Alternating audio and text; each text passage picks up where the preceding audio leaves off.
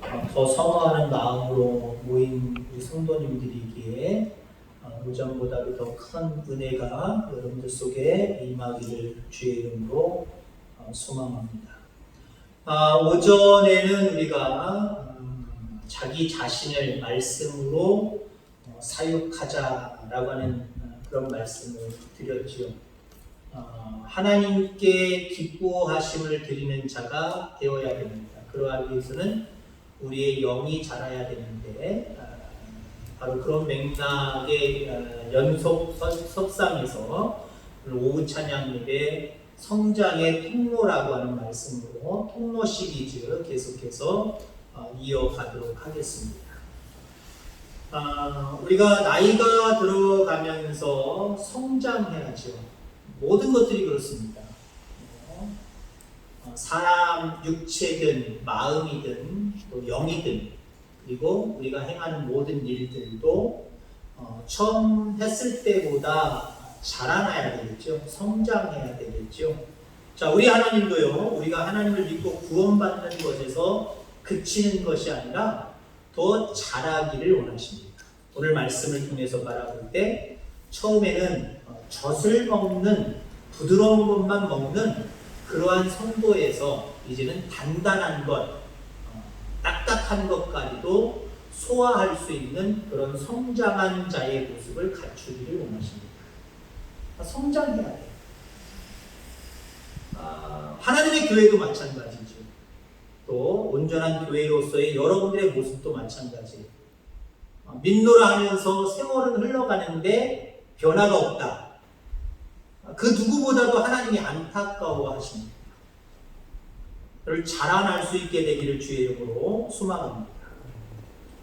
성도들을 가만히 이렇게 그냥 자연적으로 관찰하다 보면 관찰을 관찰하는 게 아니라 이 삶을 살아가는 모습들이 그냥도 보이고 또 상담을 통해서도 보이고 또 대화를 통해서도 여러 가지 모습을 통해서 그냥 보여요. 근데 신앙생활한 지 정말 몇십 년, 수십 년이 지났음에도 불구하고 어떻게 바라보면 자녀의 입장, 자라나는 어렸을 때부터 쭉 자라나는 과정으로서의 자녀의 모습으로 우리 성도님들의 모습을 바라보면 믿은 지 10년, 20년, 30년이 넘었음에도 불구하고 투정만 부리는 어린아이와 같은 성도들이 있고요. 언제 저렇게 성장했지? 라고 놀라워할 정도로 짧은 시간 안에 아니면 정말 이 정도 시간이니까 이 정도 기간이니까 이 정도 잘하셨구나 할 정도로 뭔가 성장해 있는 여러분들의 모습을 완벽하지는 않지만 대략은 저도 감이 와요. 짐작이 된다라고 하는 거예요. 우리 하나님 오죽하겠습니까? 여러분들의 마음까지도 다 헤아리시는 하나님이시기에 여러분들이 이때 어느 정도 변화가 있었는지 어느 정도 성장해 있는지 하나님은 너무나도 잘 알고 계시다라고 하는 겁니다. 오늘 본문은 멜기세덱에 관한 이야기로 시작을 합니다. 그리고 뒤로 넘어가서 히브리서 7장에 보면 멜기세덱이라고 하는 인물이 어떤 인물인지 설명을 해주고 있어요. 7장 1절로 3절 말씀을 제가 읽어드리면 이 멜기세덱은 살렘 왕이요 지극히 높으신 하나님의 제사장이라 여러 왕을 쳐서 죽이고 돌아오는 아브라함을 만나 복을 빈 자라. 아브라함이 모든 것의 10분의 1을 그에게 나누어 주니라. 그 이름을 해석하면 먼저는 의의 왕이요 그 다음은 살렘 왕이니 곧 평강의 왕이요 아버지도 없고 어머니도 없고 족보도 없고 시작한 날도 없고 생명의 끝도 없어 하나님의 아들과 닮아서 항상 제사장으로 있느니라 라고 이야기합니다. 자, 여기 신비한 인물 멜기세덱. 아버지도 없고 어머니도 없고 족보도 없고 시작한 날도 없고 생명도 끝도 없고 하나님의 아들과 닮아서 항상 제사장으로 있는 설명만 들어보면 뭐 이런 사람이 다 있어. 신비의 인물이에요. 신비의 인물. 이 신비의 인물을 말하면서 본문은 이야기합니다. 너희가 이런 이야기까지 다 알아듣도록 성장했으면 좋겠다. 그러니까 물론 앞부분의 얘기, 뒷부분의 얘기가 조금 다른 것 같습니다만은 제가 이제 말씀을 증거하다 보니까 제목이 말씀을 정하는 맥락에서 앞부분을 봤고요. 뒷부분은 제가 이제 참고적인 부분으로 말씀을 드리는 겁니다만은 이스라엘 백성들이 이렇게 이야기하는 멜기세덱이 도대체 누군지를 몰라요. 아브라함이 여러 왕들을 치고 돌아오면서 그 멜기세덱이 앞에 등장을 하는데 그에게 취한 많은 물품 중에 전리품 중에 일부를 바쳤다는 거예요. 근데 도대체 그 멜기세덱이 누구냐? 멜기세덱이 누구냐는 거예요. 아브라함이 그 당시에는 족장인데 어쩌면 왕 없는 시대 속에서 가장 큰 인물인데 그보다 더 큰 살렘 왕이라고 하는 이 왕이 등장을 하는데 이 사람이 도대체 누군데 이 사람에게 뭘 바치냐는 거예요. 뭘 예물을 드리냐는 거예요. 이 당시 5장의 말씀을 듣는 사람들이 이게 무슨 얘기인지 못 알아듣겠는데 이게 뭔 의미야? 살렘은 갑자기 살렘왕이 나와? 멜기세덱이 나와? 이 사람 도대체 누구야? 뭐 얘기하는 거야? 근데 오늘 본문의 이 저자는 분명하게 이야기를 하고 있습니다. 너희가 이런 이야기까지 멜기세덱에 대한 이 이야기까지 알아들었으면 좋겠다. 알아들었으면 좋겠다. 그 얘기는 무슨 얘기냐면 너희들이 아직 성장하지를 못하니까 이 이야기를 못 알아듣는다라고 이야기합니다. 여기 살렘왕은 물론 오늘 본문의 내용을 통해서 말씀드리려고 하는 내용이 아니라 이 살렘왕, 평화의 왕, 이 왕은요 바로 곧 하나님, 메시아, 예수 그리스도를 예표하는 거예요. 이분께 온전한 예물을 드렸다라고 하는 이야기를 하는 거고요. 그분으로 인하여서 모든 전쟁에 승리했다라는 거예요. 그 모든 영광을 하나님께 돌리라는 얘기예요. 근데 둘러서 지금 이상한 멜기세덱을 통해서 멜기세덱 도대체 그 사람 누구야? 처음에 듣지도 못했던 사람이 갑자기 등장하고 말 그대로 7장을 제가 읽어드렸던 것처럼 아주 신기한 사람이란 말이에요. 그러니까 정말 알아들어야 될 것을 알아들지는 못하고 신비한 그 부분에 매여서 도대체 이 사람 뭐야? 못 알아듣겠네. 이게 뭔 얘기지? 이렇게 얘기가 나오는 거예요. 근데 성경은 이런 이야기까지 너희들이 좀 알았으면 좋겠다. 알았으면 좋겠다. 여러분들 성장하고 성숙한 사람들은요 구체적으로 말씀에 구체적으로 설교자가 설교를 통해서 뭔가 검열하고 지적하지 않아도요 금방 알아들어요.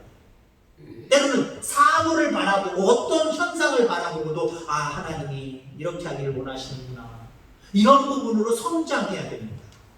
근데 많은 경우 성장하지 못한 성도들의 모습을 바라보면 말 그대로 책 제목의 말씀처럼 영 몰라 통 몰라 가르쳐줘도 몰라 어린아이의 신앙이죠.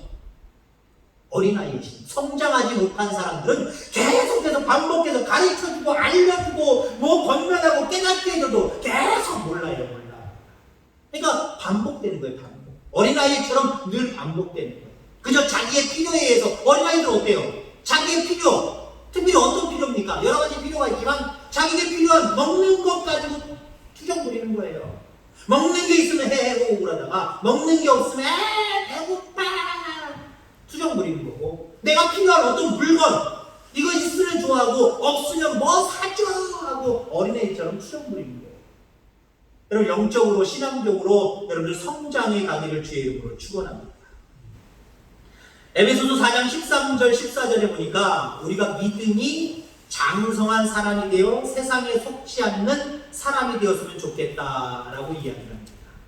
다른 성경 구절로 얘기하면 그리스도의 장성한 분량에 이르기까지 성장했으면 좋겠다. 이게 성경이 하나님이 우리에게 바라보는 그런 모습이에요. 다 컸다가 아니라 다 성장했다가 아니라 아직 멀었어 하면서 계속해서 성장해가는 어디까지요?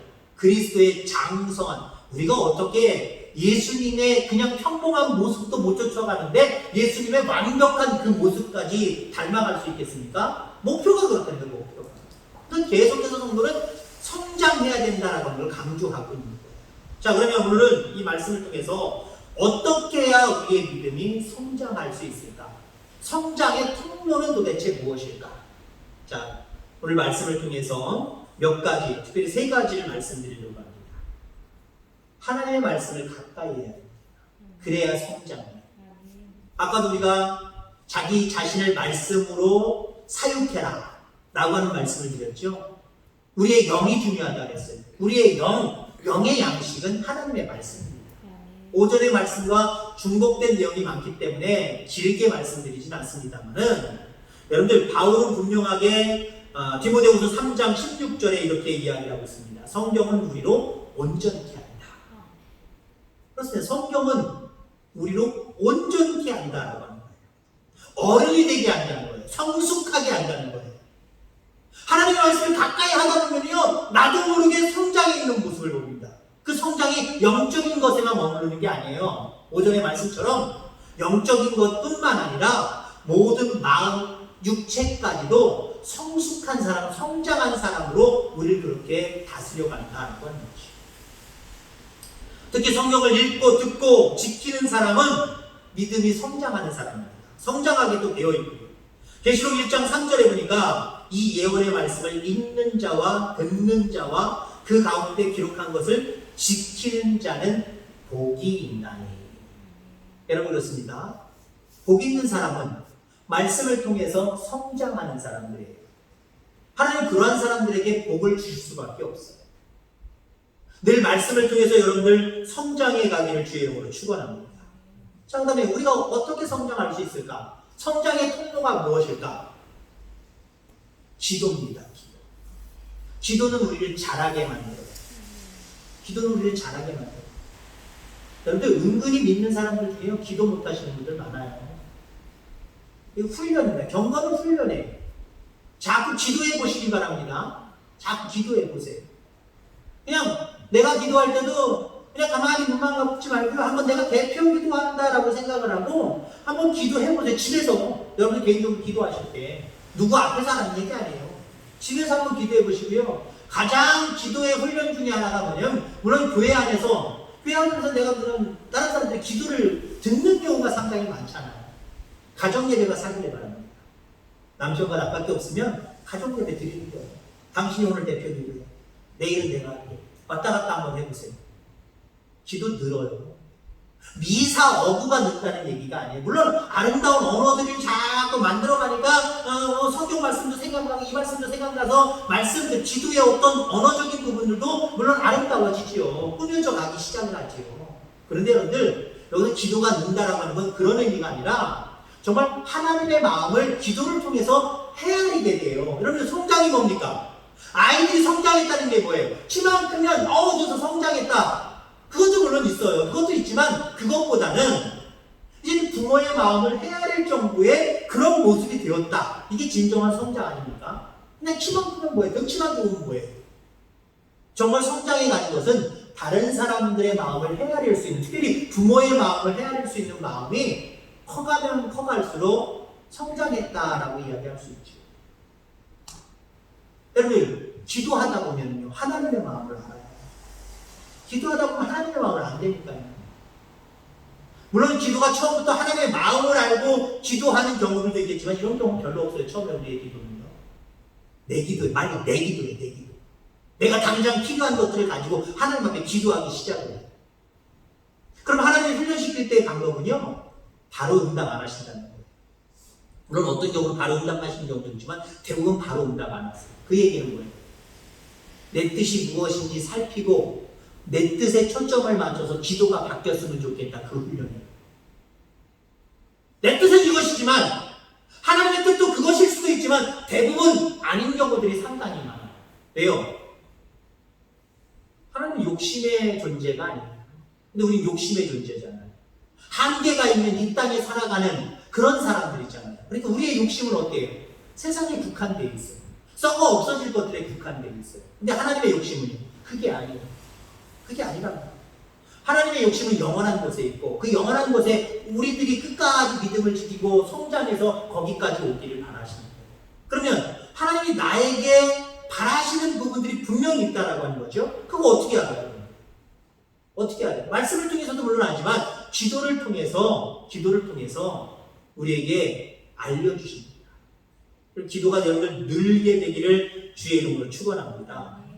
자, 그 기도 중에서도요, 물론 여러 가지 기도가 있겠습니다만은 오늘 말씀을 통해서 저는 새벽 예배와 그리고 심야 기도를 생각을 해보고자 합니다. 자, 새벽 예배.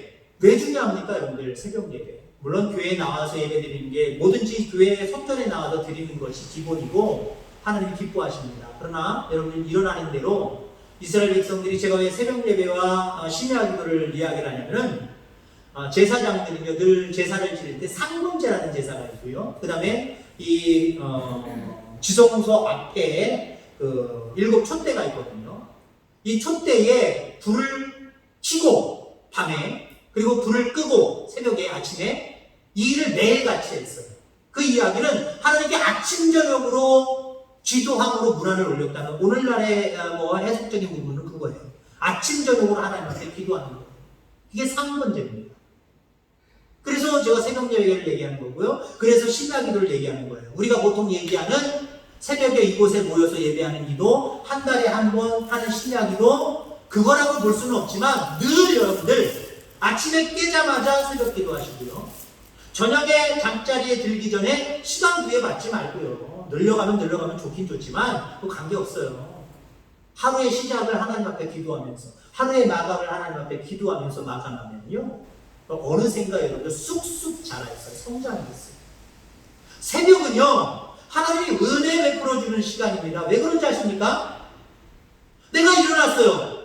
아무 얘기도 안 했어요. 누구를 만나지도 않았어요. 그런 상황 가운데 제일 먼저 일어나서 하나님을 찾는다. 하나님을 바라본다. 하나님 기뻐하시지 않겠습니까? 하나님 기뻐하시지 않겠어요? 아이가 먹을 걸 누르고 있는데 엄마, 아빠, 삼촌, 동생 아니죠.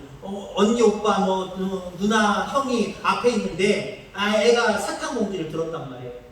그러면 나도 줘 다 달라고 하면 아이가 가지고 와서 이렇게 주겠지요. 요거 하나에도 희비가 엇갈리죠? 그죠? 요거 하나에도 희비가 엇갈린다니까요. 날 먼저 주면 아이고 좋다 내 새끼가 나를 제일 좋아하나 보다 그 신나고요. 날 먼저 안 주고 예를 들어 저 입장에서 부인을 먼저 엄마를 먼저 주고 언니를 먼저 주고 누나를 먼저 주고 오빠를 먼저 주고 동생을 먼저 줘보세요. 은근히 기분 나빠요. 그렇죠?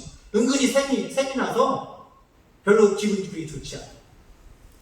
첫 시간을 하나님 앞에 드린다라고 하는 건 대단히 귀한 거예요. 성경의 여러 가지 기적과 표적과 은혜의 역사들을 가만히 보면은요, 다 새벽에 일어나는 일들이 상당히 많아요. 홍해를 가는 것도 그렇고 요단을 건너가는 것도 그렇고요, 다 새벽 시간이고요. 또 시내산에서 십계명을 받은 것도 새벽이고요. 또 이스라엘 백성들이 농사짓지도 아니하는데 광야에서 먹을 양식 만나를 주셨던 것도 새벽이고요. 예수님이 죽음에서 깨어나서 부활하신 시간도 새벽이에요. 그 밖에도 많아요. 그래서 새벽은요, 은혜 받는 시간이에요. 하나님 우리를 축복해주는 시간이에요. 그런 모습으로 우리가 신앙생활 한다면 우리는 쑥쑥 자랄 수밖에 없어요.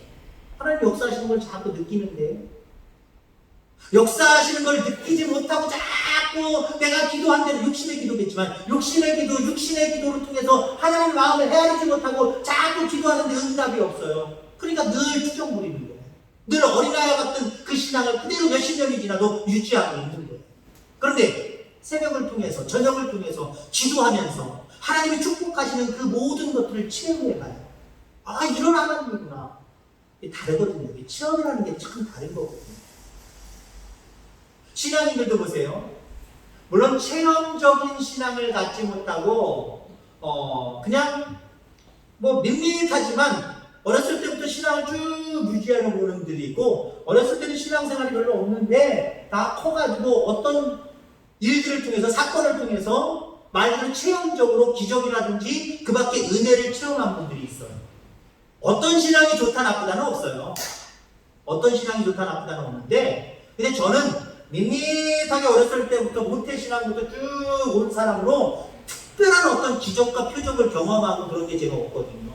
그러면서 그렇지 않고 저랑 반대되는 분들을 가만히 바라보면요, 어떤 게 부럽기도 해요.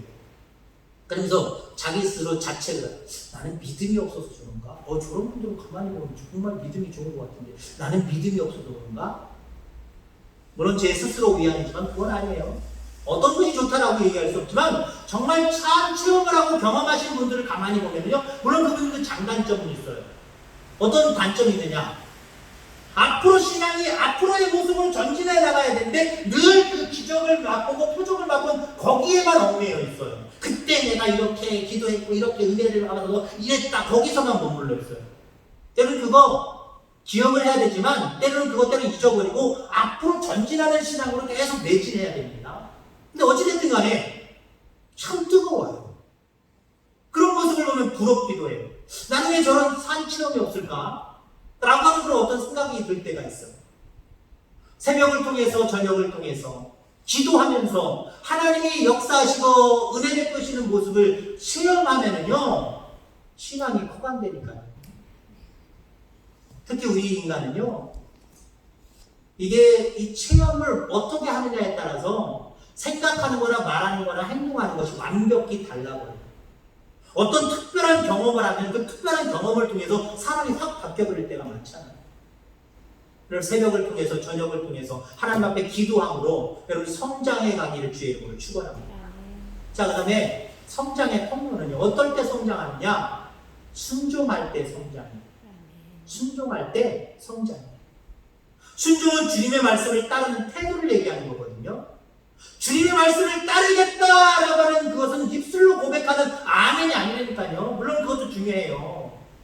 그런데 정말 중요한 건 순종하느냐는 거예요. 아들아! 나 좀 도와서 일을 좀 해다오. 첫째 아들, 둘째 아들 있어요. 예! 알겠습니다! 싫어요! 근데 나중에 보면 그 사람의 행동이 바뀌어버리죠. 예! 한 사람은 아버지 도와주지 않고 싫어요! 했던 사람들은 묵묵히 아버지 생각해서 나중에 와서 아버지를 돕습니다. 누가 더 하나님 기뻐하시는 사람일까요?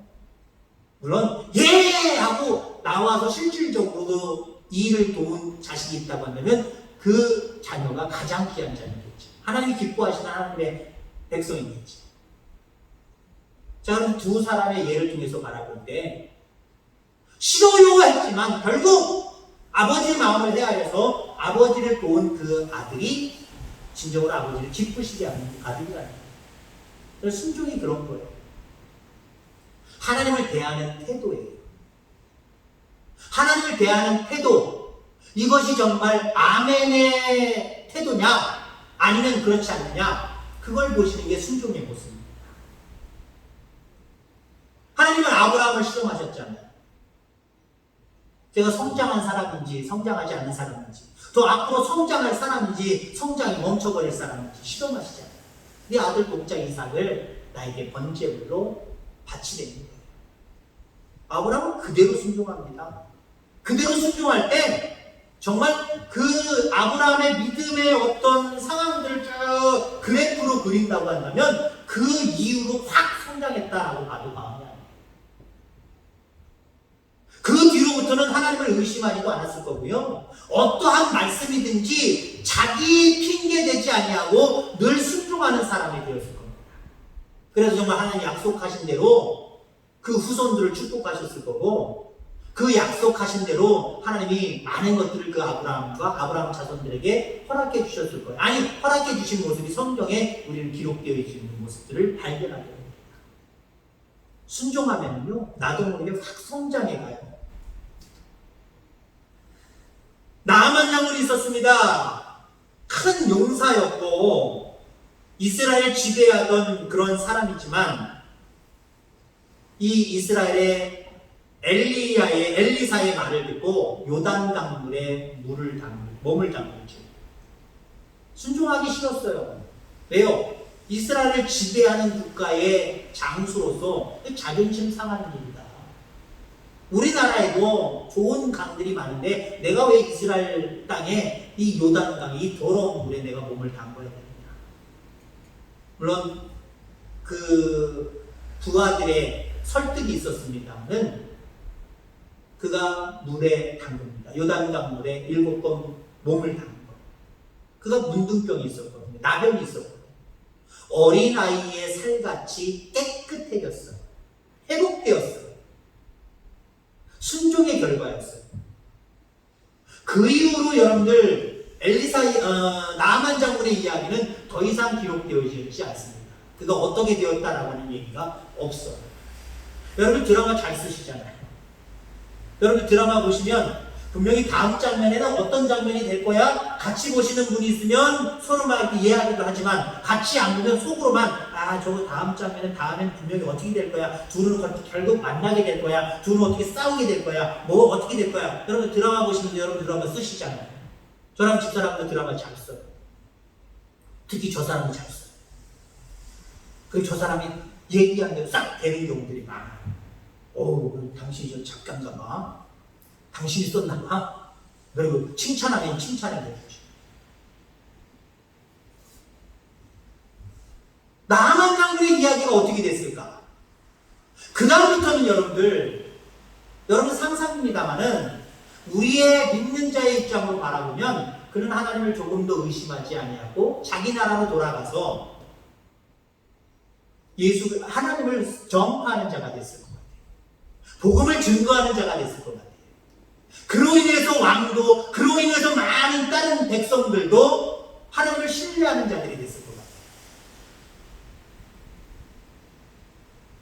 이스라엘의 아하방이라고 하는 왕이 있습니다. 이방 여인 이세벨을 아내로 데리고 와요. 그 이세벨이요, 많은 자기 나라에서 있었던 많은 우상들, 조그만 우상이든 큰 우상이든 이 우상들을 잔뜩 혼례품으로 가지고 와요. 그리고 궁궐에 퍼뜨려요. 나라에 퍼뜨려요. 아하방 때 불신앙이, 우상 숭배가 아주 강했습니다. 어떤 사람이 인도하느냐 지도하느냐에 따라서 그 나라가 신앙이 바뀌기도 해요. 나아만 장군 그거 어떻게 했을까? 그렇게 순종함으로 말미암아 자기의 나병이 깨끗하게 낫는 기적을 체험함으로 인하여서 정말 그의 신앙은 급속도로 성장했을 겁니다. 어느 정도로? 복음을 증거하는 자의 삶을 살아갈 정도로 그렇게 성장했어요. 여러분 그렇습니다. 내가 믿는 그 하나님을 다른 사람에게 소개할 수 있을 정도, 이 정도로 여러분들의 신앙을 성장시켜야 돼요. 그거 다 되는 것 아닙니까? 아니요, 안 되는 경우 너무 많아요.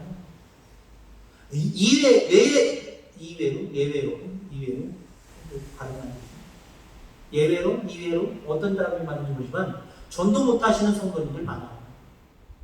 전도 못하는 목사 많고요. 전도 목사는 죄송하지만 장로님들도 많고요. 전도 못하는 권사님들도 많고 집사님들도 많아요.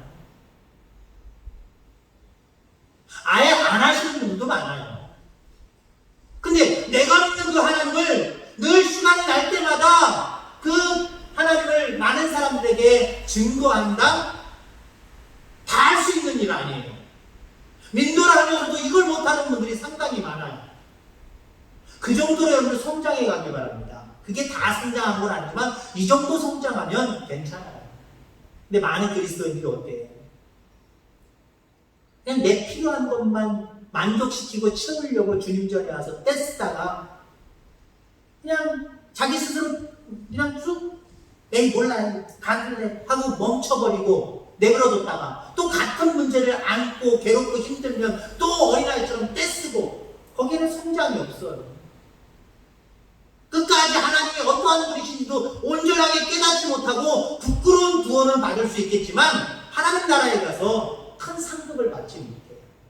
근데 성장하는 그 믿음을 가지면요 말씀을 귀하게 여겨서 그 말씀을 따라서 살아갈 수밖에 없고요. 기도하는 삶을 살고요. 기도하다 보니까 순종할 수 있는 자신감도 생기고요. 순종하다 보니까 결국 많은 사람들에게 복음을 증거하는 자의 삶을 살아가게끔 성장하기도 해요. 여기까지 여러분 성장하셔서 하나님 앞에 귀하게 쓰임받는 저와 여러분들 다 되기를 주의 이름으로 축원합니다. 하나님 아버지